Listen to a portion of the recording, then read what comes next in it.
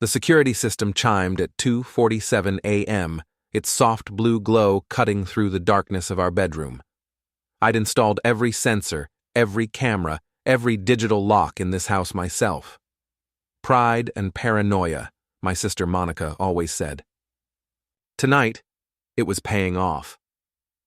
Olivia stumbled through the front door, her heels clicking against the hardwood I'd refinished last spring.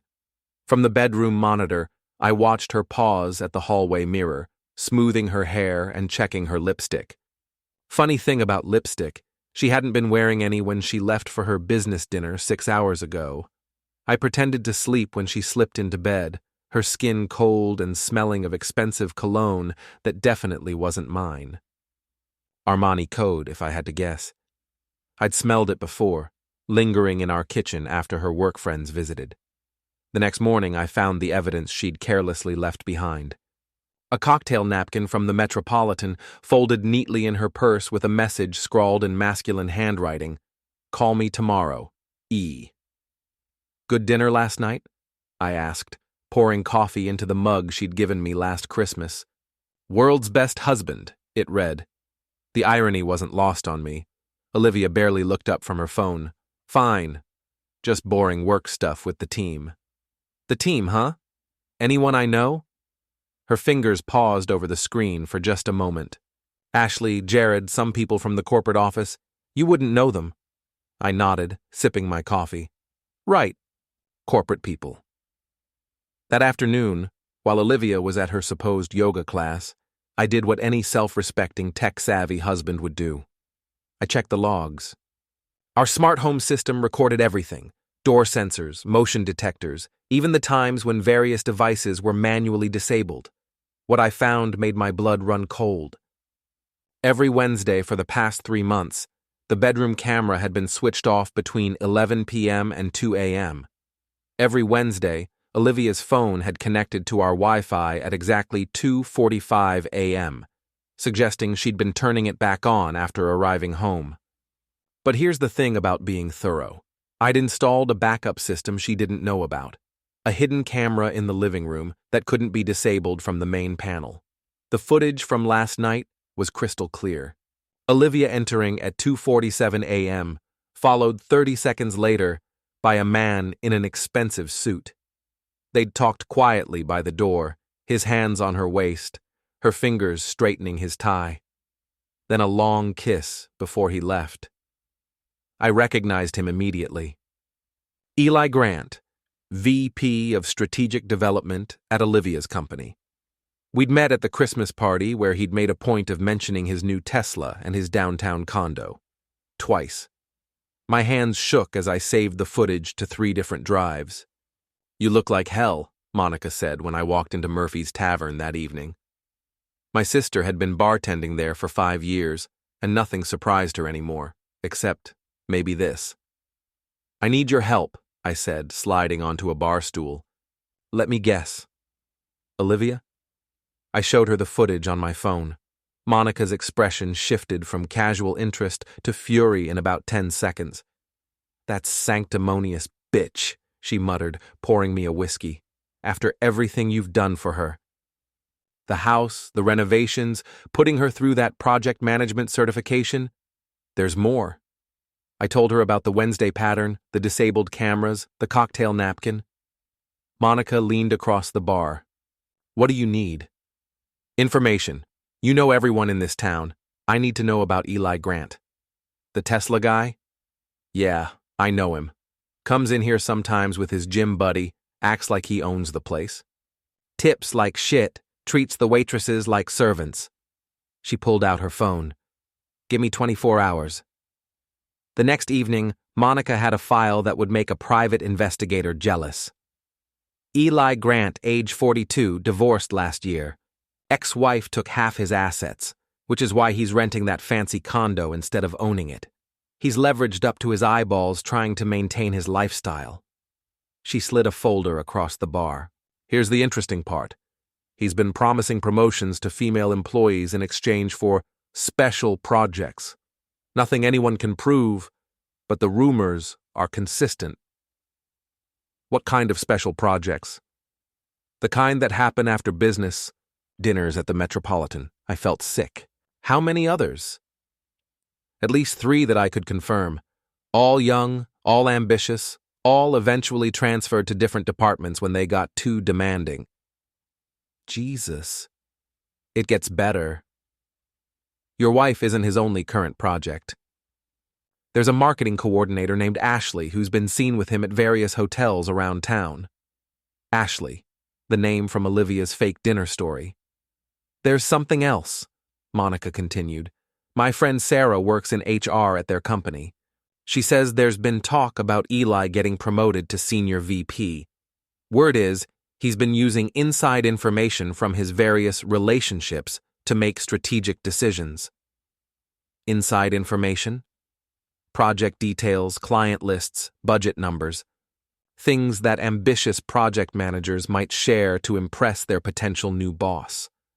The pieces were falling into place. Olivia wasn't just cheating, she was being used, and she was probably too blinded by ambition to see it. What are you going to do? Monica asked.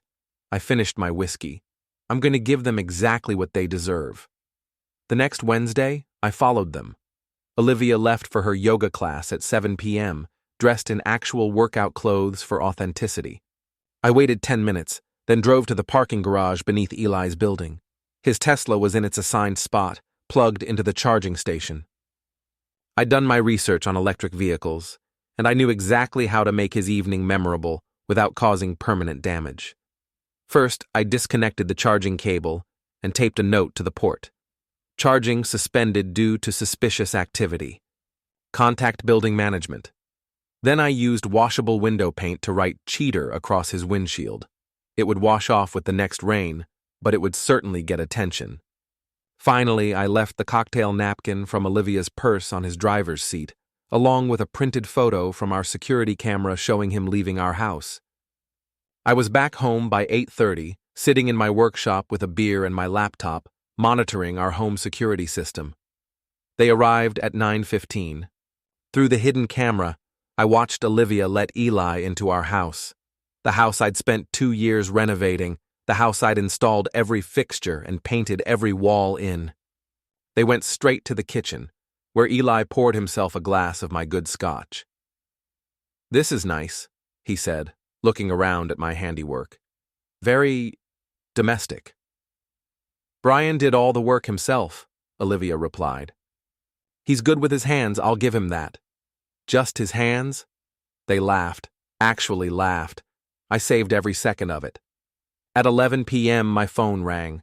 Eli's name on the caller ID. "Hello?" "Listen, you son of a bitch, I don't know what game you think you're playing, but it ends now." "I'm sorry, who is this?" "You know damn well who this is. The note, the paint, the picture, very cute. But if you think you can intimidate me, you're wrong." "Oh, Eli.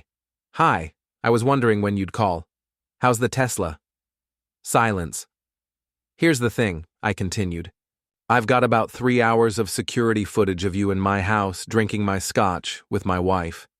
I've got photos of you two at the Metropolitan. I've got records of every Wednesday night for the past 3 months. So maybe we should talk about who's intimidating whom." "You're bluffing." "Am I?" "Check your email." I'd sent him a single screenshot, him and Olivia kissing in my living room, timestamp clearly visible. "What do you want?" His voice was different now, scared. "I want you to stay away from my wife. And if I don't, then everyone at your company gets to see what their VP of strategic development does for strategic development." I hung up. 20 minutes later, Olivia's phone buzzed with a text. I'd hacked into our shared cloud account months ago when she kept forgetting her passwords. The message was from Eli. "We need to talk. Tomorrow. Lunch." Her reply, "What's wrong?" "Your husband knows." "How much?" "Everything." I smiled and went to bed. The next morning, Olivia tried to act normal, but I could see the tension in her shoulders, the way she kept checking her phone. "Everything okay?" I asked over breakfast. "Fine. Just work stress." Anything I can help with? She looked at me sharply, searching my face for signs that I knew. I kept my expression neutral, concerned but not suspicious. No, it's just politics. You know how it is. I nodded sympathetically. Office politics are the worst. All those ambitious people stepping on each other to get ahead. She flinched.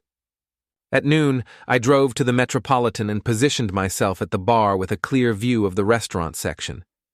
They arrived separately. Eli first, looking haggard, then Olivia 5 minutes later. I couldn't hear their conversation, but their body language told the story. Eli was agitated, gesturing sharply. Olivia kept shaking her head. At one point, she reached across the table to touch his hand, but he pulled away. The meeting lasted exactly 37 minutes. Eli left first, throwing cash on the table. Olivia sat alone for another 10 minutes, staring at her phone. That evening, she came home early from work. "Brian, we need to talk." I looked up from my laptop. "Sure. What's up?"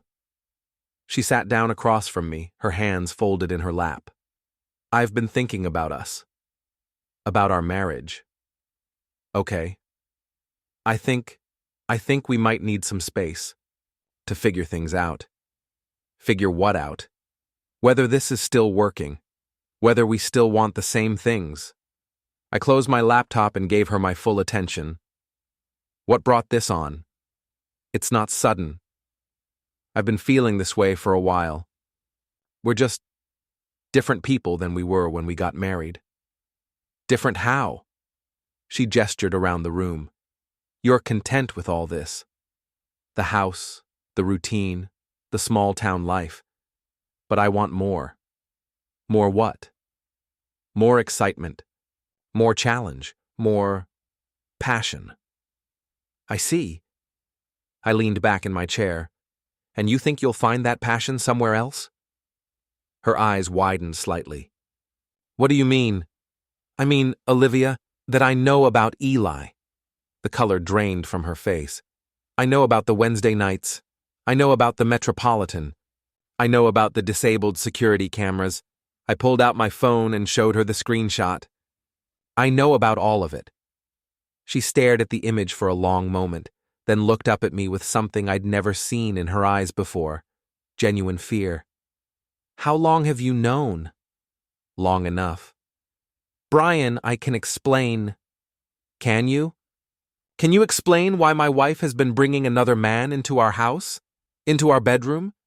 Can you explain why you've been lying to me for months?"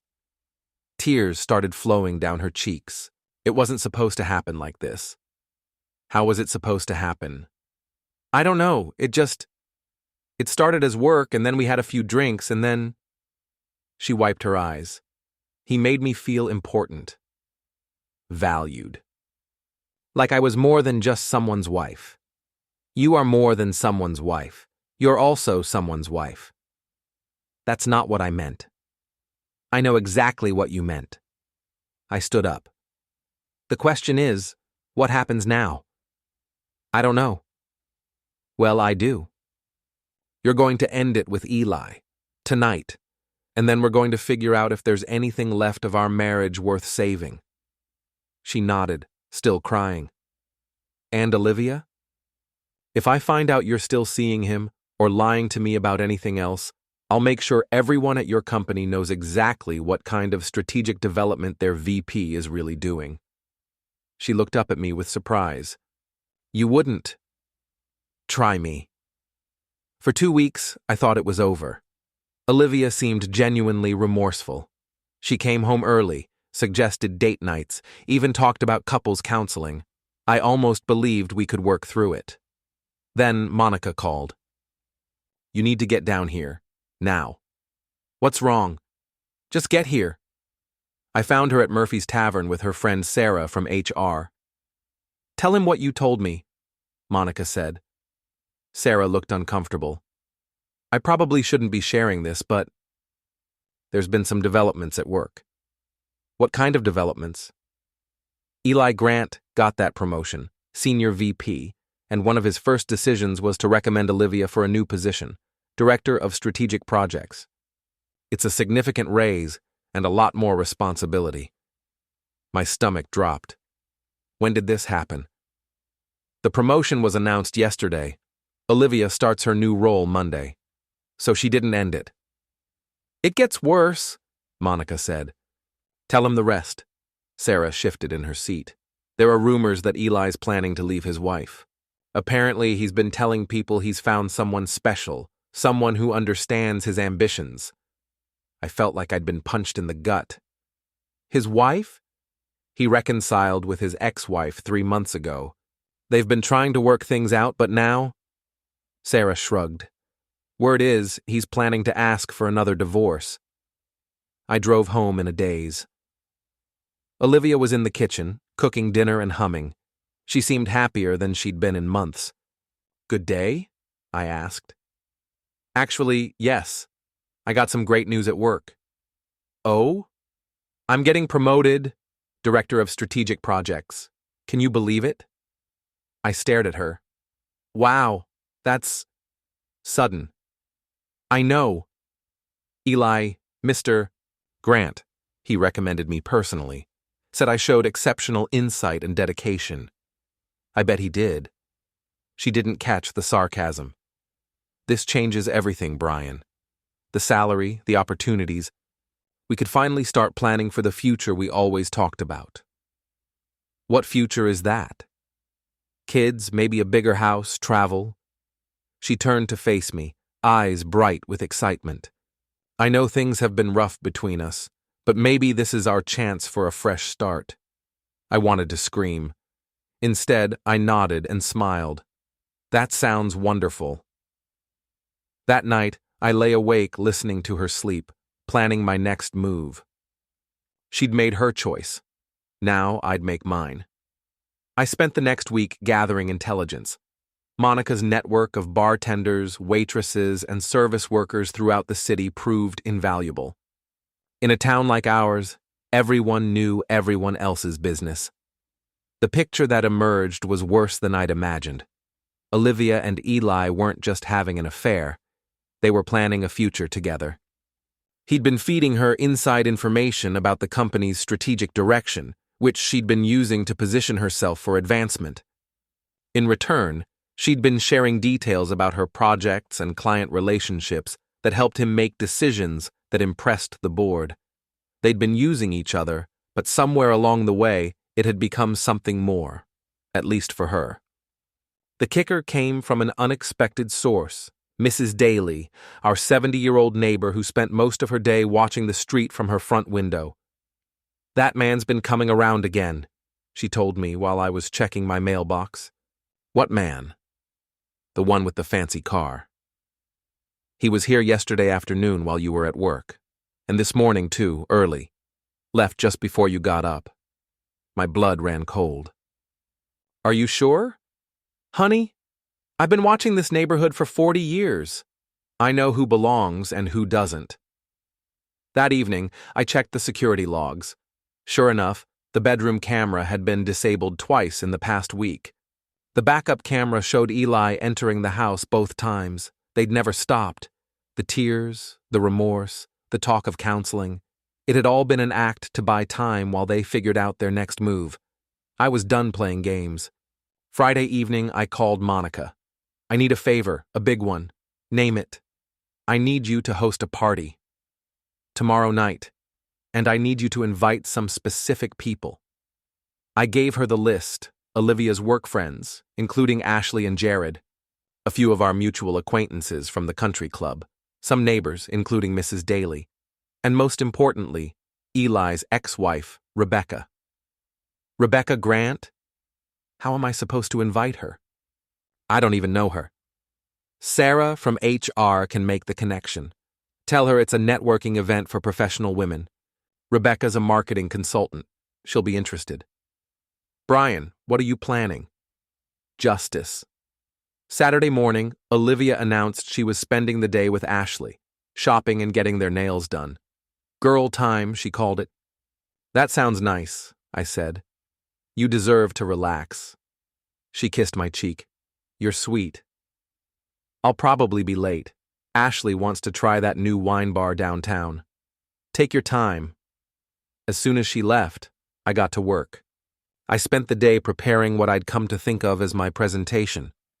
Screenshots, video clips, audio recordings from our security system, financial records showing the correlation between Olivia's business dinners and her sudden insights into company strategy. I also made some calls. The first was to a friend who worked at the local newspaper. The second was to someone I knew at the State Ethics Commission. The third was to a lawyer. By evening, everything was in place. Monica's networking event was held at Murphy's Tavern, which she decorated with balloons and professional-looking banners.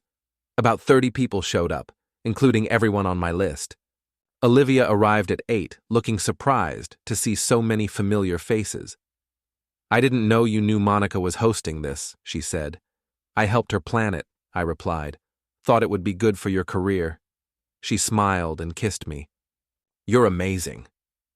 Eli arrived 20 minutes later, clearly uncomfortable but unable to leave without raising suspicions. His ex-wife Rebecca was already there, chatting with Sarah from HR. I waited until everyone had a drink and the conversation was flowing. Then I stood up and tapped my glass. "Excuse me, everyone. I'd like to say a few words." The room quieted. "Most of you know me as Olivia's husband, Brian. Some of you might not know that I used to work in corporate security before I started my renovation business. Old habits die hard, so I tend to notice things." Olivia looked confused. Eli had gone pale. "For instance, I've noticed some interesting patterns in my wife's work schedule over the past few months. Late meetings, weekend conferences, business dinners that seem to happen every Wednesday night." "Brian," Olivia said quietly, "what are you doing?" "I'm sharing some information that I think everyone here should know. Especially Rebecca." Rebecca Grant looked up sharply. "Me? Why?" I pulled out my laptop and connected it to the bar's TV screen. "Because your husband has been having an affair with my wife." The room erupted in gasps and whispers. Olivia's face went white. Eli started moving toward the door, but Monica's boyfriend, a former bouncer, was already blocking it. "But that's not the interesting part," I continued, clicking to the first slide. "The interesting part is how they've been using their relationship to commit corporate fraud." The screen showed a timeline of Olivia's business dinners with Eli, correlated with her project successes and his strategic decisions. "You see, when you're sleeping with the VP of Strategic Development, you get access to information that helps you look like a very insightful project manager. And when your girlfriend is sharing client details and budget information, you look like a very strategic VP." Sarah from HR was frantically taking notes. Several other people were recording with their phones. "Brian, stop this," Olivia pleaded. "Why? Isn't this what you wanted? Recognition for your hard work?" I clicked to the next slide, showing security footage of Eli in our house. "Or maybe you just wanted everyone to see how dedicated you are to your job." Rebecca Grant stood up. "Eli, is this true?" Eli finally found his voice. "Rebecca, I can explain." "Explain what? That you've been cheating on me again? That you've been using me to look stable while you screw around with married women?" "It's not like that." "Then what is it like?" I interrupted, clicking to a new slide showing text messages between Eli and Olivia. "Because according to these messages, you've been planning to leave Rebecca as soon as your promotion went through." The messages were damning. Discussions of Eli's divorce timeline, plans for Olivia to leave me, even speculation about which of his company's competitors they might work for together. "You bastard," Rebecca said, throwing her drink in Eli's face. "I gave you another chance." "I believed you when you said you'd changed." "And Olivia," I continued, "I especially like this message where you tell Eli about the Henderson account's budget problems 3 days before the information was officially released. Or this one where you share Mrs. Patterson's confidential medical information that affected her construction timeline." Ashley, who'd been conspicuously quiet, suddenly spoke up. "Olivia, you said Brian was paranoid and controlling. You said he was making things up." I never said that, Olivia protested. Yes, you did. Last week at lunch. You said he was tracking your phone and accusing you of things you never did. Ashley looked around the room. You made us all feel sorry for you. That's because she needed allies, I said, clicking to the final slide. Because she and Eli weren't just planning to leave their spouses. They were planning to take confidential client information to a competitor. Industrial espionage. This slide showed email drafts that Olivia had saved but never sent, outlining detailed client information and project specifications that would be valuable to competing firms. The room was dead silent, except for the sound of Rebecca Grant crying. The good news, I announced, is that I've already reported all of this to the appropriate authorities. The State Ethics Commission, the FBI's White-Collar Crime Division, and of course, your company's board of directors. Eli finally tried to run, but he didn't get far. 2 men in suits were waiting outside, FBI agents who'd been very interested in the evidence I'd provided. As they led Eli away in handcuffs, he shouted back at the room, "This is all lies!" Brian fabricated everything. But it wasn't lies, and everyone knew it. The evidence was overwhelming, the timeline was clear, and there were too many witnesses to dismiss. Olivia stood in the middle of the room, surrounded by people she'd called friends, looking utterly alone. "Brian," she whispered, "please. Can we talk privately?" I looked at her for a long moment. This woman I'd loved and trusted and built a life with. This woman who'd betrayed everything we had for a promotion, and a man who was now facing federal charges. "No," I said simply. "We can't."